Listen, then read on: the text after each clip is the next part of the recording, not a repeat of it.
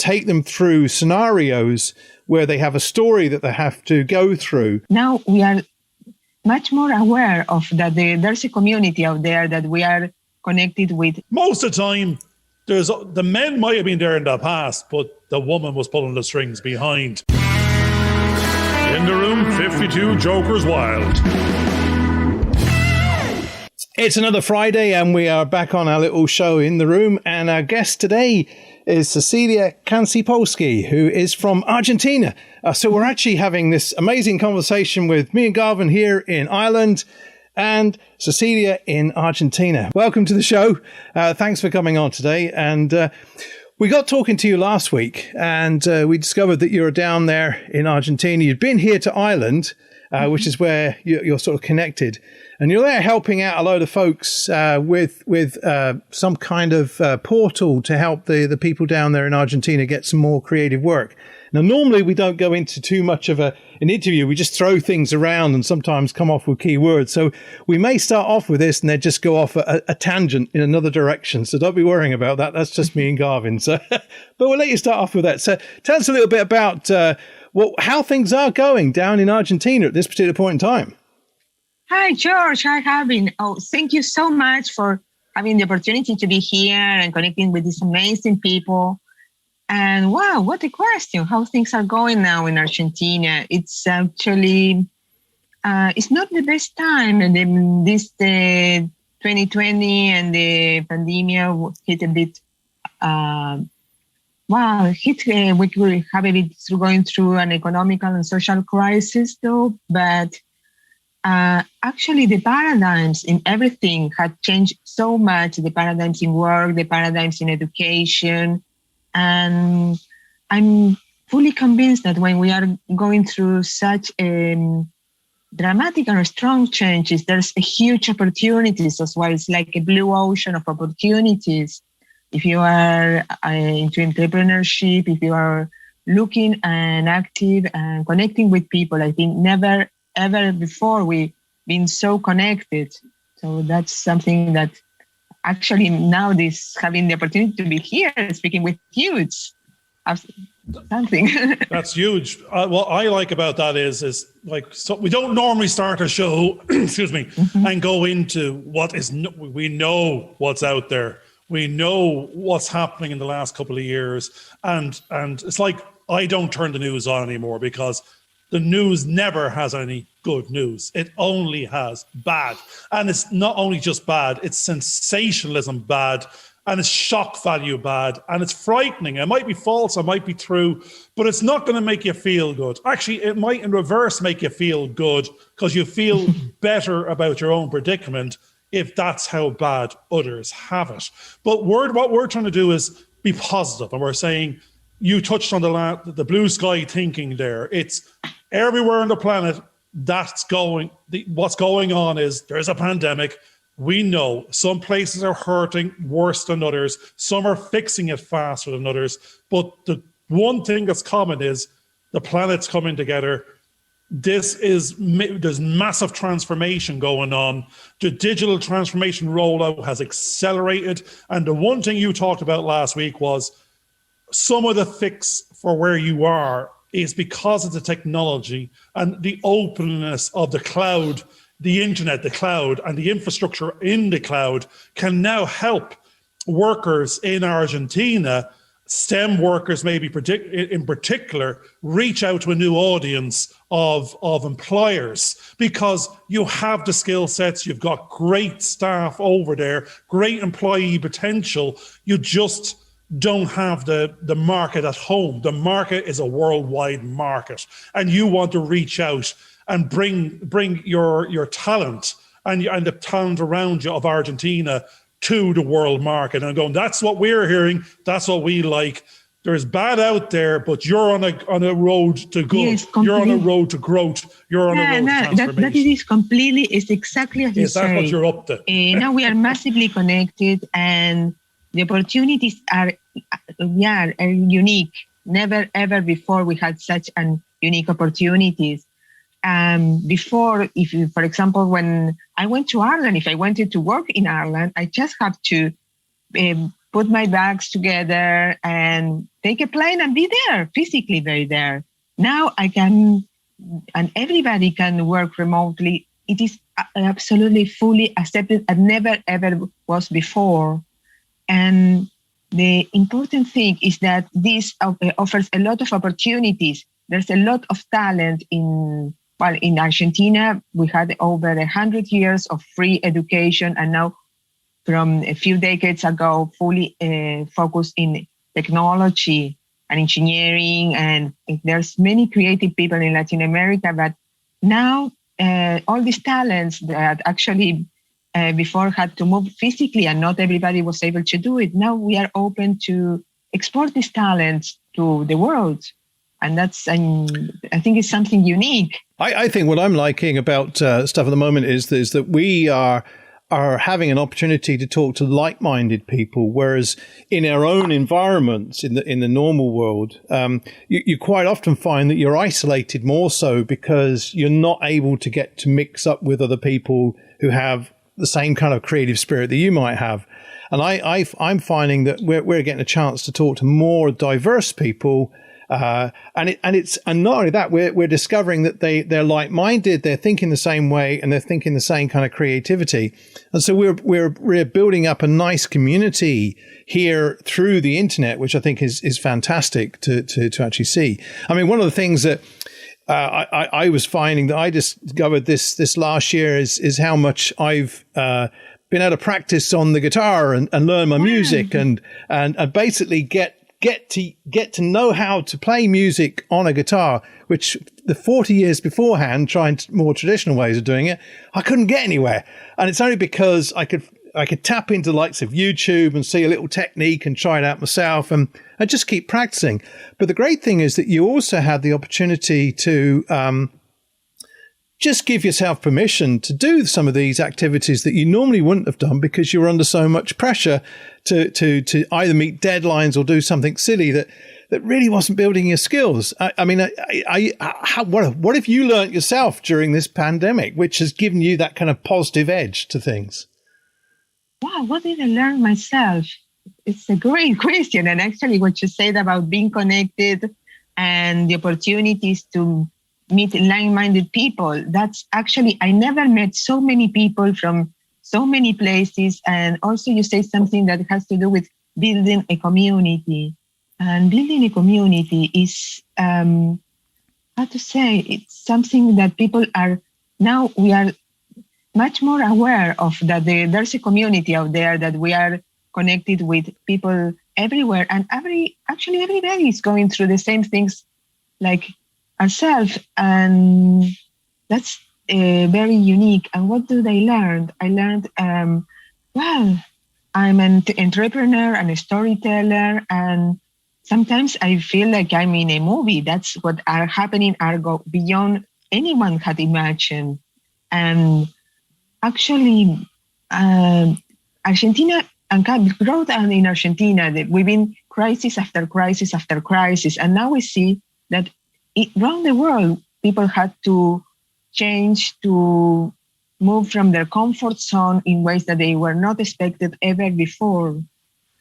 And now there's so many people coming with such a creative ways to do things that, and the technology growth and the opportunities to grow, and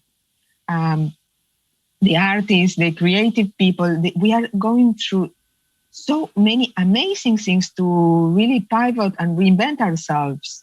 I think it's very kind of unique. That's where we find ourselves too. Like, again, you may have saw some of our shows, and we're reinventing ourselves. And what we're realizing is the technology is there to reach the planet. Now, it doesn't mean we'll reach the planet.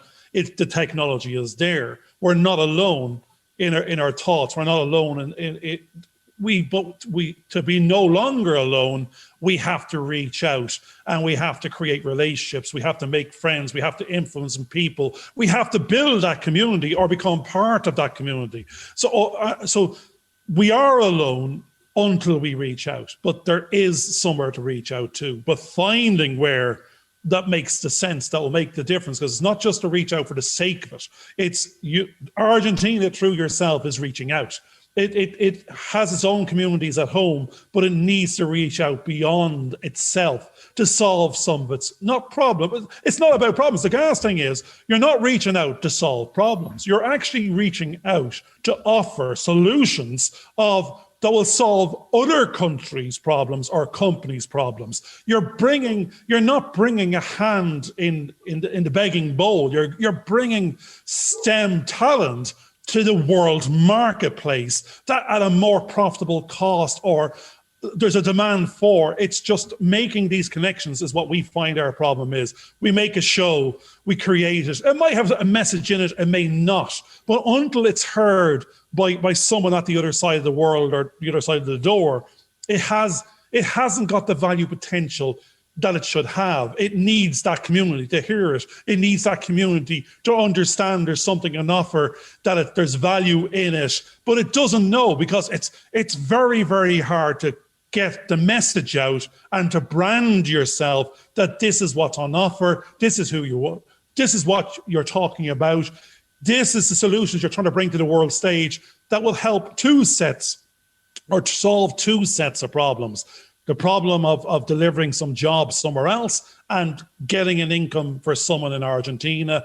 And there's a win-win to be had if only we could package it, and if only we could be heard and make that connection with those communities that matter. And that's where we're disempowered. We're not the experts in engaging with those communities. That's what we find. We're not the expert in that, but we have to learn that. That's the missing link at the moment for us. I think there's a confidence thing, because one of what's interesting, and I'm sure, Cecilia, you're having the community of people that you're dealing with are having the same kind of problems, because I know that most people that we've interviewed during this sort of last couple of years, their confidence levels have gone down. They're almost suffering from imposter syndrome, which we've also had. But what we're doing is we're kind of going, well, do you know what? There's a body of knowledge that we have in ourselves, and we're trying to use that to actually G ourselves up and help one another, and through talking to people, see how we can, just G ourselves up a little bit to face some of the obstacles that we think we have. And quite often they're not really obstacles. It's just the fear factor when you're on your own and you just kind of go, oh, nobody will want to know about me, or, you don't realize what you potentially have to offer, because you're very individually, I know it myself, and I think Garvin would agree, that we tend to criticize ourselves very hard, and it's having the courage to step out and just sort of reach out to see what other people are doing and where they are with things. And I'm sure are you experiencing the similar sort of problem in Argentina with the cohort of people that you're working with? How are they solving their sense of inferiority to reach out to the world? Wow, George, that's really a question. My goodness, it is indeed. Actually, let me tell you, I'm having an art background. I'm been photographer. I've been photographer teacher, and then I start to the entrepreneur journey, and somehow I got a grant, a fellowship into the Founder Institute. Actually, that helped me. I lived in Ireland for over 6 years. I learned one or two things there, and one was like polite emailing, and so and actually storytelling. I've been in Ireland with Fiona Dowling, that I think is an amazing storyteller, and somehow storytelling, teaching. But then I got in the Founder Institute, where everybody were mostly male founders and perhaps a bit younger than me, perhaps with more corporate or academic background than me. And I really felt that I really had to stand out of my zone, my comfort zone. And I had this imposter syndrome. It was on the IBM premises, the Founder Institute that had over 200 cities, and was coming with this idea of to globalize Silicon Valley. And then I was, hi, I'm photography teacher. And then I'm now starting this startup and I am entrepreneur. And I really was standing out of my comfort zone. But somehow there was someone that, that believed in me. They gave me this grant and somehow there was this opportunity. And I knew that it was an opportunity and a unique opportunity. But then I learned another thing. I saw these amazing professionals, amazing people in IT and into innovation. But at the end, they didn't know how to tell the story. They didn't know how to communicate the story. They didn't know how to make people see their uniqueness there, that they were different, to remember them. And then when I did a standout, living abroad, having many years of teaching, having a storyteller background, that helped me to went when all these other people did not. And I say, well, that's something I had to offer. And after the Founder Institute, I got a few other opportunities, and somehow it was mostly because perhaps if I had something that were not that, I knew how to communicate and I knew how to tell the story. And this was the difference. We have a whole show called The Story of You, and that's what I'm hearing now. You've just gone back a little bit in time. You came to Ireland, you spent 6 years here, you were drawn over on a fellowship to the Founder Institute, and you were like ourselves. You're going, how the hell? How did you get here? What am I doing here? It's like our song again, Once in a Lifetime Talking Heads, is we don't know how we got there, and we find ourselves there and we think we're imposters. But we have this once in a lifetime opportunity to now get over the imposter syndrome and realize the reason you're there is other people saw value. They went through your CV. They saw there was something to offer. You were different to others that were there. The other people in the room could be operations, could be IT. They could build a functional something. They could write code, but they couldn't. Most of the time, they can't communicate with the person sitting beside them because they're coders, they're introvert.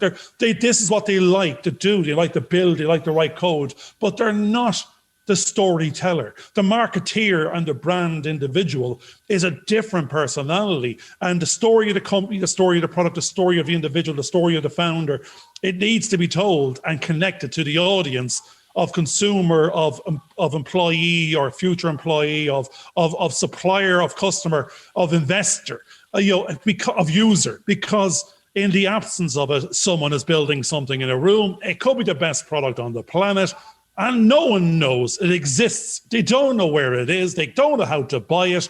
They don't know it's better than the competitive offerings. So I love the fact you're saying you are the storyteller. And therefore, what you're trying to do for your colleagues in Argentina and your startup is package that story so it can be heard. It needs to be a good story because it has to compete with all this noise and news and fake news and bad news. It needs to be a positive something that people want to rally around because people need good stories, and that's what sells all day long. So I think I remember something from last week from chatting to you, and you were mentioning Kickstarter, and you're going to go on a Kickstarter journey, if I remember right, because you have a little bit of a story to tell to a Kickstarter audience to kickstart the next step of this entrepreneurial journey for this startup you're working with. Can you tell us a little bit more about that? Yes, definitely. Thank you, Garvin. After the Founder Institute, I got another amazing opportunity.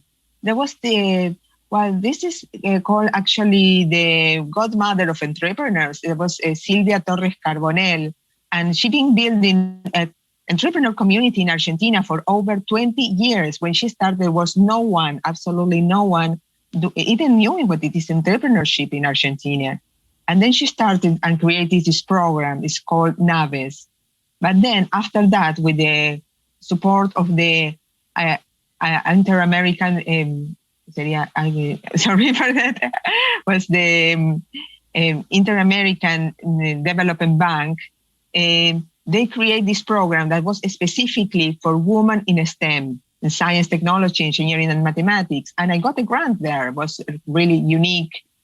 And then I was amazing. I saw also this woman that had over 20 or 30 years in corporate, and they were not happy, and they were really trying to make their own business or export their services because, the crystal ceiling, but also they need much better balance on their personal life, the caring of their elderly, the caring of their children, and work, and more freedom. And then I start hearing these stories, and I say, my goodness, what I was thinking to be able to export freelancers' work, we can do it with just because there's a lot of platforms, and they are amazing, and they are covering most of the market, but we have something unique. We have here a huge community that goes through all Latam, through all Latin America, with amazing women that are very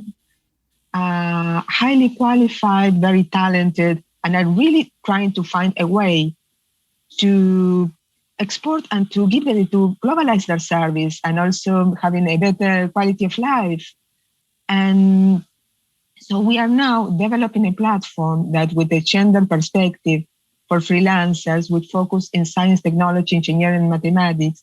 But plus we are adding design, what is post-production and production for images, and also finance services. So it will be highly qualified professional services like premium services from talented women in Latam, and exported to the world. And we are still in a very early stage, and we are getting now amazing support from mentors, that's really amazing. And one person that I have to tell is, I'm so thankful for that, is Lee Tooney, that is coaching us. And also now we are launching a Kickstarter campaign because we need to raise some funding, and we decide, okay, let's put this idea, let's put this project to the world. And we are launching a campaign on Kickstarter that is going to be on next month, on June, for constructing the platform and starting to launch our early adopters. And it's a great thing. Again, the tech is out there. There's platforms that never existed before. There's crowdfunding, Kickstarter. I don't even know what half it is, but I know it wasn't there 20 years ago, 10 years ago. There was no Zoom this, no Skype that, no Teams. There was no Kickstarters, no crowdfunding. There's probably no Bitcoin. But what it is we're reaching out. We're Zooming and talking to Argentina. We barely know what Kickstarter is. Well, we know we might have to do one, but we know there's opportunities there that were never there before. We have to educate ourselves to them. We have to train ourselves. They might be there, but for 99% of people trying them, they don't work. They can't get through the admin. Or actually what it really is they don't have a compelling story. The reason they're floundering in half the application processes on these type of platforms is it's asking hard questions. Do you have this? Do you have your business plan? Do you have your financials? How are you going to give a return on investment? Do you know your market? It's all the business language. It frightens a lot of people. We think we have a product until we start hearing all these legal and compliance and other questions on profitability and cost analysis and KPIs. And it frightens people because it makes them unsure again, and it gives them that feeling of imposter syndrome again. Oh, who will buy my product? Now, we have to have this other mental mindset of, I have the best product in the world, and if only I can get the message across, everybody will buy my product, or the people that need to buy my product will buy it, because we can get to them. They'll know, and they can see and make their own informed decisions that this is a good product versus the comparative set. But like a couple of weeks ago, we were saying, we have a podcast. We've no audience. Well, I'm not saying we've no audience. We don't have the audience we want. We want a bigger audience. We want more of an audience. We want a more interactive audience. We want to be doing something that's interesting for this audience, so they'll keep on watching, keep on listening, ask for more, tell their friends. That's what we all want. Same with you and any other business. They want testimonials. You want to say, I had a good experience with this product, you will too. And tell your friend to buy it as well, or some other business. So that's what you're doing, reaching out at the moment. You're reaching out from the other side of the planet, and you're hoping to make some connections, and you're trying to promote Argentina and the population and the employees and the students of Argentina to the world audience. And there's Kickstarter campaigns, and there's other ways of selling, but me and George, we can't do it for ourselves. No, George knows it all. He's waving at me here going, we don't know yet, but we know the answer lies in education and reaching out and getting involved in these other communities. I think it's personal education as opposed to going to an institution and getting education with qualifications.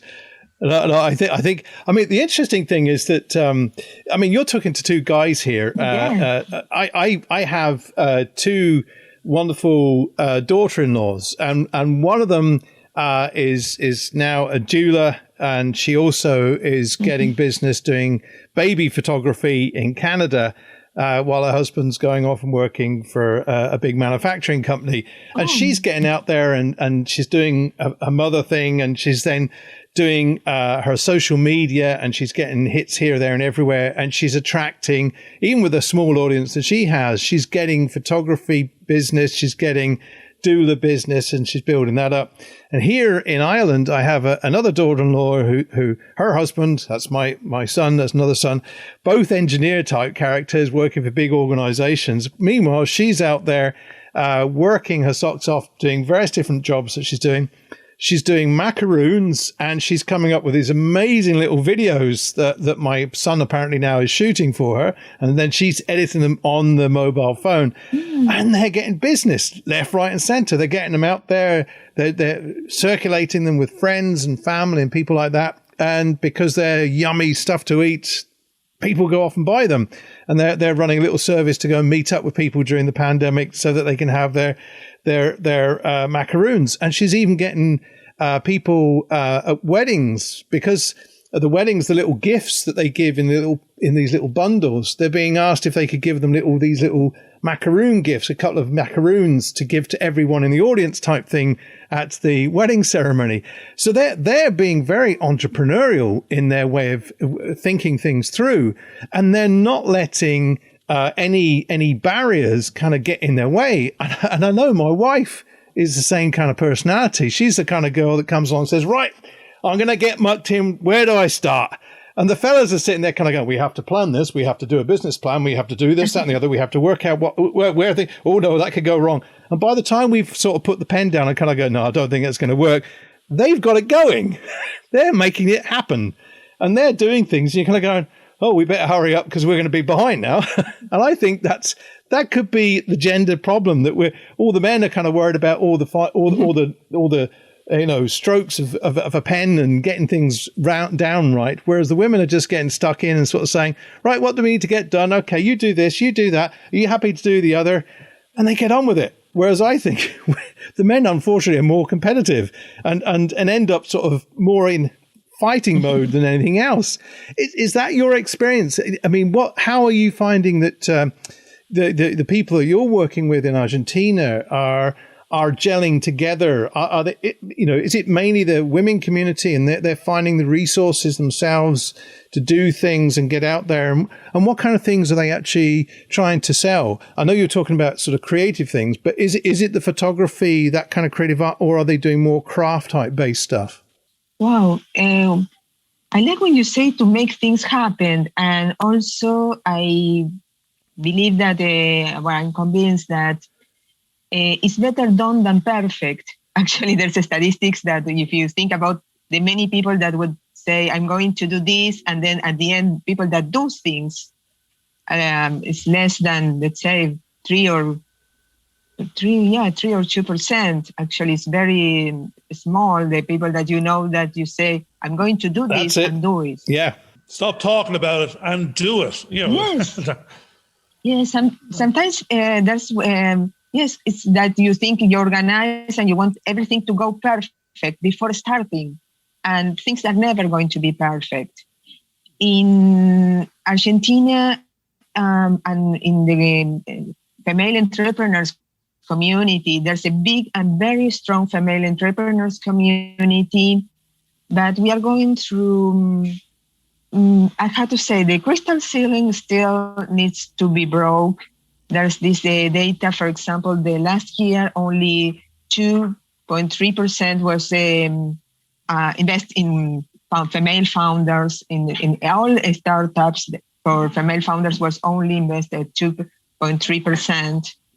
And we need to really give new opportunities to, and that's why we are saying, okay, let's go to crowdfunding, let's start. Don't wait to be approved for anyone.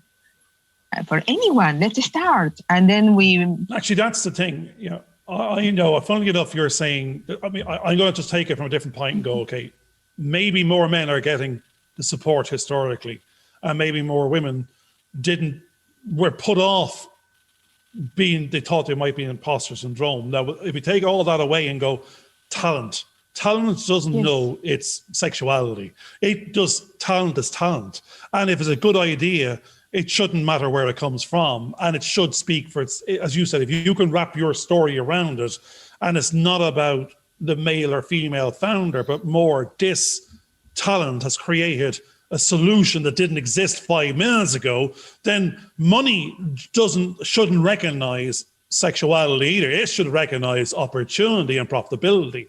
And that's what should really be happening. It's step forward, and if the product makes sense or the service makes sense, and whoever's speaking it and translating it and the language of it, then it's going to get money. The world, because money is out there searching for a home. Never has there been so much, even with the recession and the pandemics and all the rest of it. Now there's so much money in savings accounts and it doesn't know what to do, because suddenly if there's negative inflation, there's negative interest rates, this money needs to find a home. And it wants to find a home in global solutions. It wants to find a home in profitability. It actually might even be skewed towards women founders, because there might be more tax breaks, there might be a bit of an incentive, something, there might be more story, social media credibility, PR capability, because I think these women's stories of success are going to get more airtime because it needs to, because there's gender bias and there's all this out there. So that will get pushed by the algorithms, in my opinion, because we want to hear more about women in film, women in business. It's out there. You can see it every day of the week. It's not you're seeing it for the first time. It's just because I think that glass ceiling is about to be smashed through and broken through, because most of the time the men might have been there in the past, but the woman was pulling the strings behind. That's what I think was going on.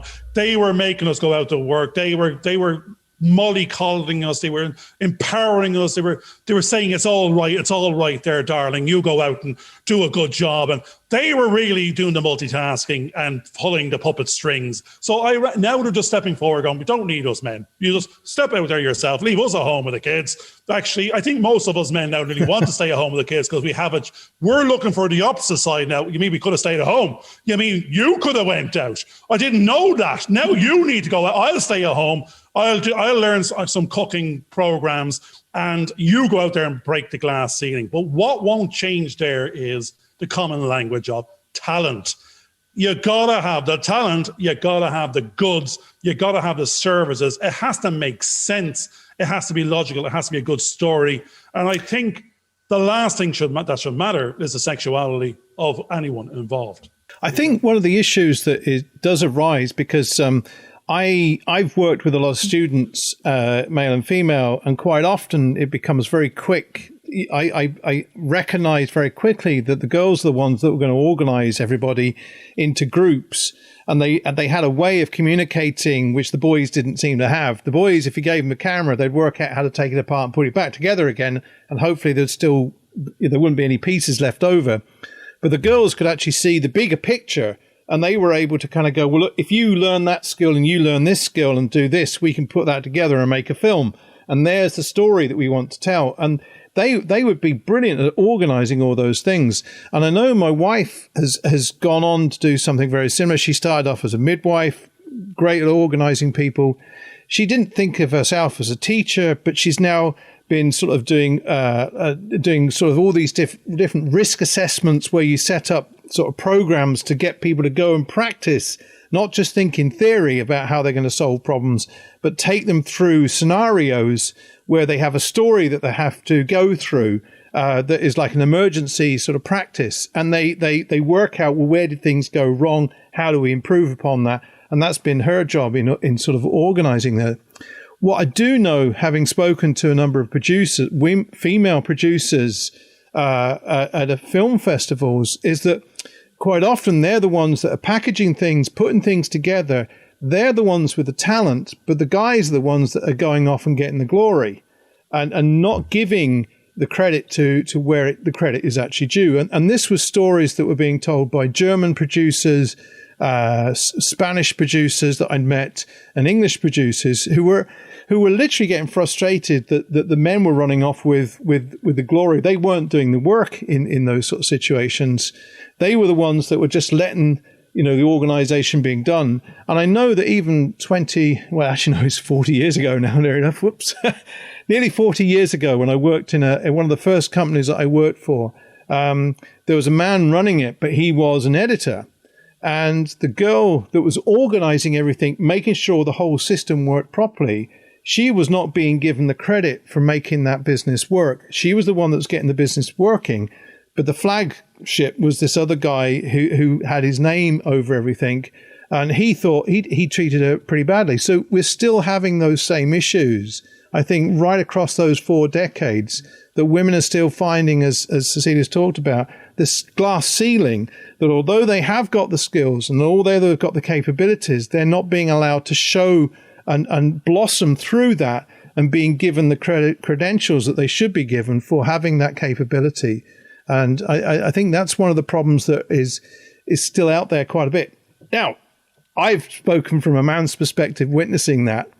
Tell me your experience of from your perspective of how the women that you're dealing with are encountering these same kind of problems. Wow, that's actually, it is happening, and it didn't happen before, and it's still on. But on the other hand, I think that this time is completely unique. Now there's the demand for IT services, for technology service, for high qualified finance and design services is so high that even for big companies, it's difficult to find the right talents, the right qualified talents. And now there's also an opportunity that it is this to be fully connected, to be able to work remotely, to be all, now the freelancers, the human cloud is growing so much, but still the shortage of talents in the world, it's really like it's completely unbalanced, because in Latam there's a lot of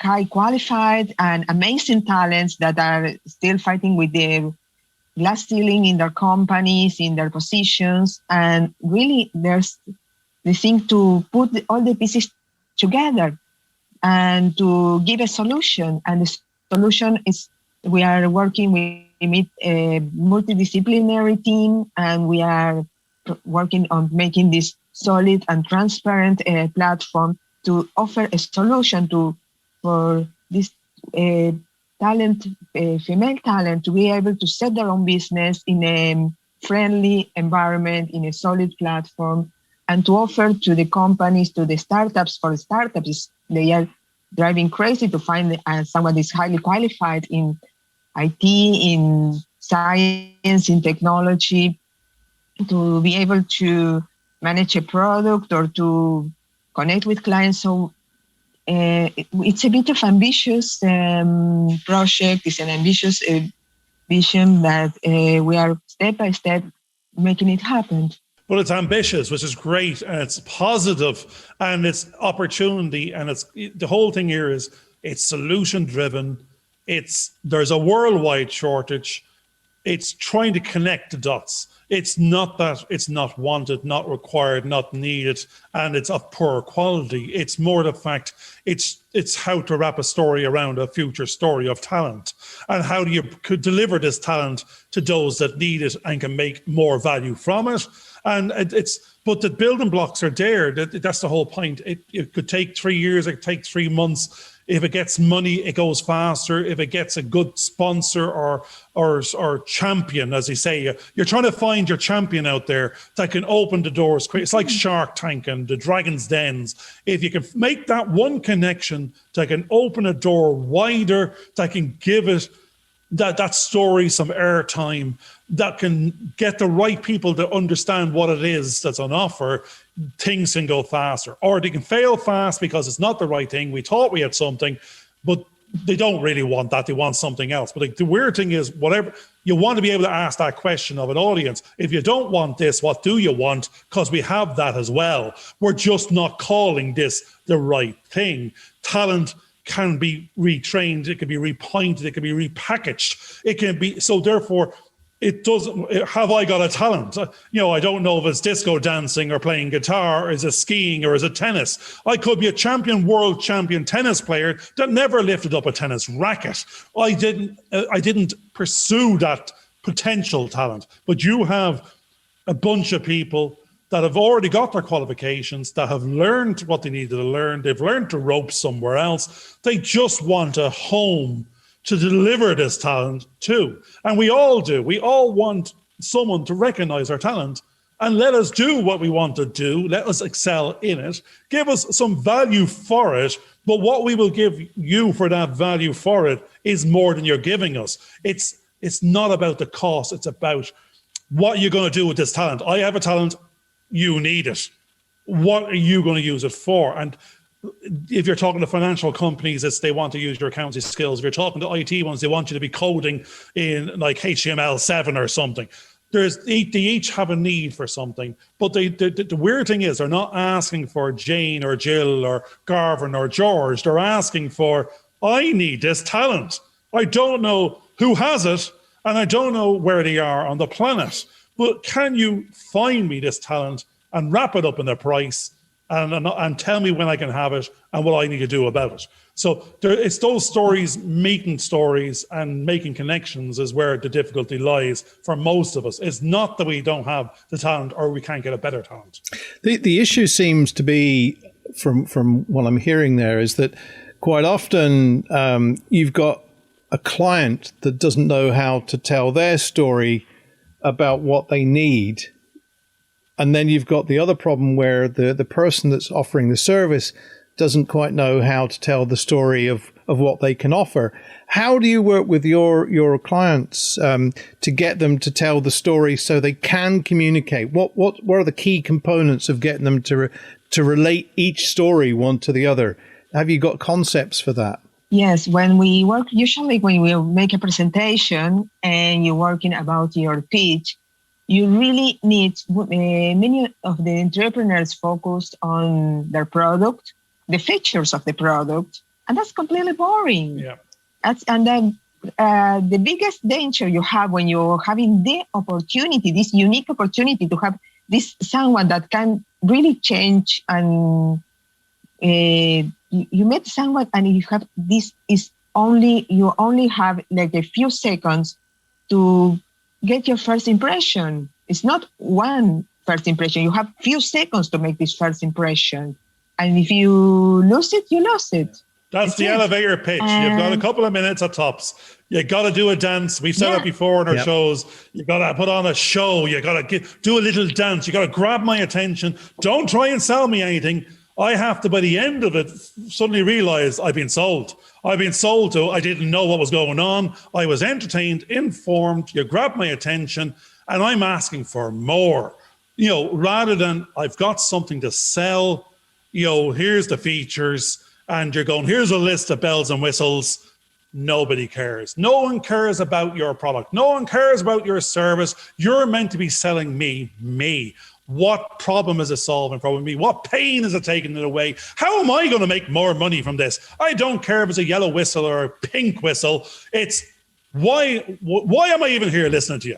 You're going, and I'm not even here listening to you. You try to hoodwink me and grab some of my time. Unless you book the time, I turn. And that's what the problem is when an awful lot of social media and LinkedIn's is you're being spammed left, right, and center from people selling stuff that you don't even want, or you've already got a solution to, and all you want to do is, make friends and influence people. And later on, you might mention you've a product, but you have to seep into my line of vision nearly subliminally these days.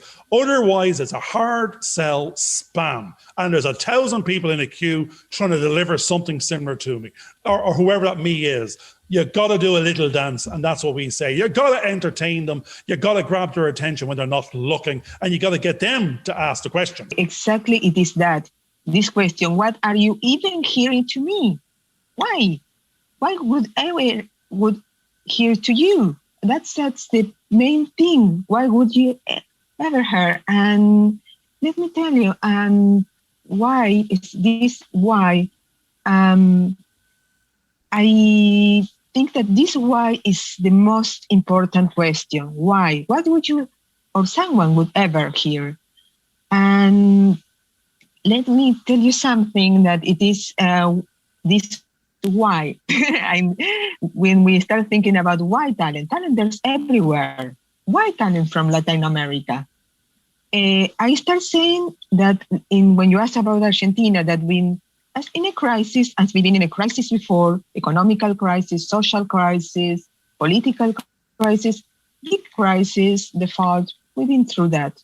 But this being through that is what is the opportunity, the resilience, the risk management, the creativity that you have to develop to even do anything here.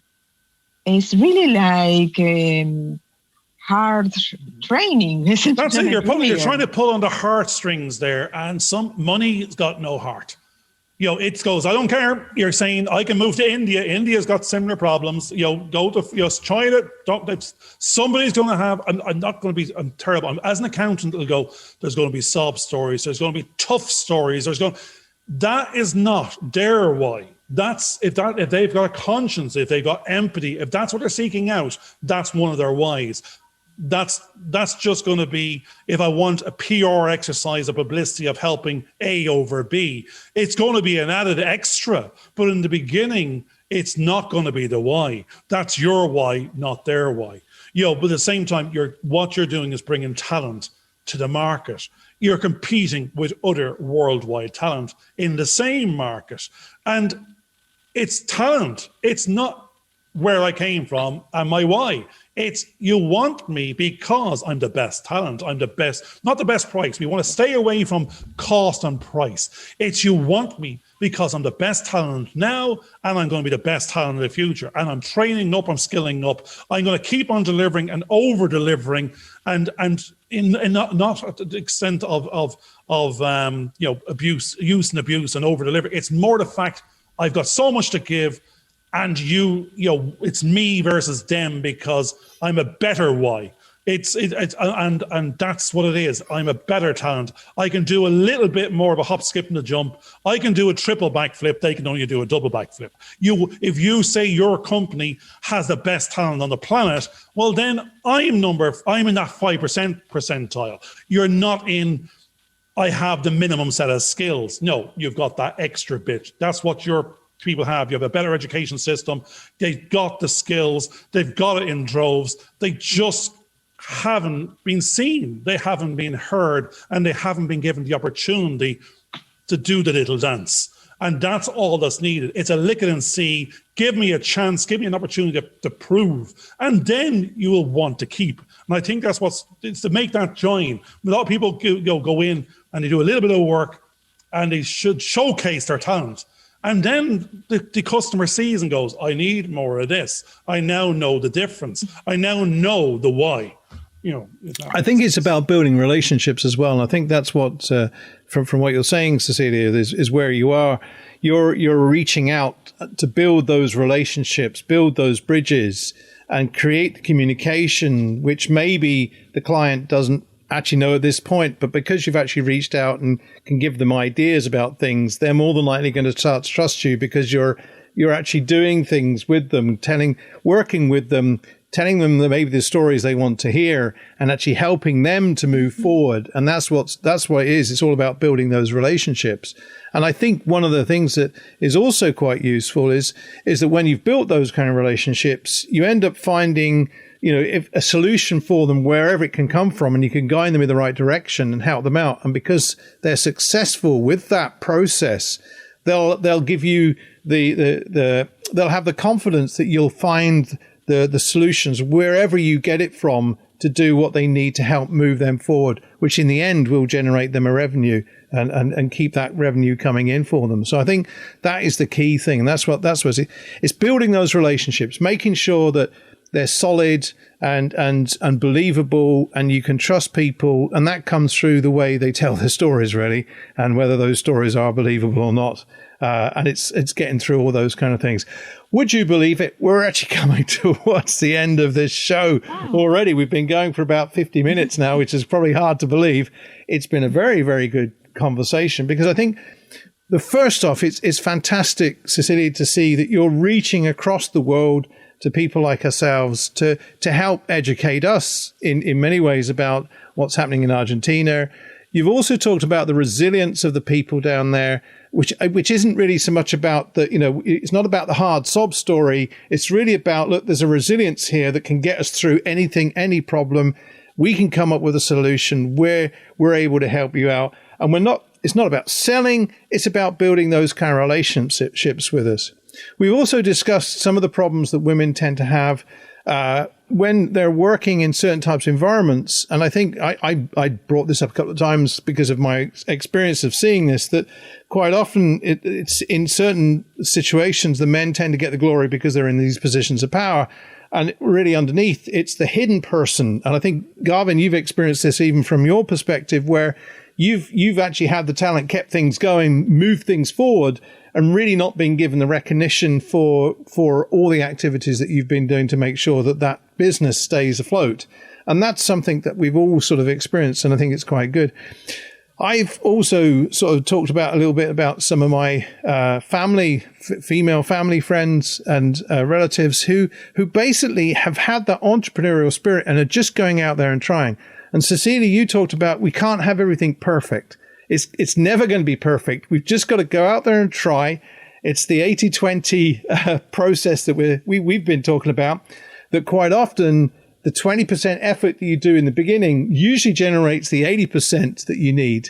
And the other 20% that you're trying to get for perfection costs 80% of the effort. And really, there's no point, because no one will actually notice the difference between the 80 and the 20. So the key thing is to go out there and just get the thing done. So I think that kind of wraps up roughly what we've been talking about. I hope I didn't miss anything there. Is there anything last words you'd like to say, Cecilia? And then I'll pass it on to Garvin. And that was a lot. And I'm so happy to be in this postcard, to be speaking with you and to reaching out to this amazing community that now it's in Ireland. I lived there for 6 years and I met such amazing and generous people there that how to tell you, I'm so happy to be connecting back in Ireland, to be now that to getting all this support is fully amazing. Absolutely. Building communities. Building communities. You're reaching them back to your Irish community, and you're trying to join the dots from your Argentinian community to the Irish community. And that's what we're doing now. We're joining dots. And this is the beginning. This is not the end. There's a future out there. And the great thing about the story I'm hearing from yourself is we can dwell where we are, and we can and give out about how things are and wish they were better, or we can do something about it. And the great thing is you're not talking, you're doing. You're doing something about it. You're doing your best. You're trying harder. And what we're trying to do is we're trying to showcase our talent. We're not looking for handouts. We're looking to deliver the highest quality there is of our skills of today and of tomorrow to those that want and need it. And it's just, we need help. We don't know how to get to that end game just yet, but we know the journey is on this journey of joining dots, creating new communities, and asking for help to deliver the answer, not asking for help for the sake of it. We don't want that type of help. We want help to deliver to talent. That's what I think we are, to showcase. And next month, Cecilia mentioned that her organisation is setting up a Kickstarter campaign. So please look out for that Kickstarter campaign. And when we hear that it's actually activated, we'll pass it on, any knowledge, and share it on our social media network. So look, thanks very much, folks, for joining us with this episode. It goes out on a Friday. We won't say when it is because we don't want to give it a particular timestamp, but we look forward to you joining us again next Friday for another one of our episodes of In the Room. Thanks a lot, and bye for now. Thanks a lot. Thanks, Cecilia. Thank you. Hope you enjoyed this video. Please subscribe and click on the bell for notifications.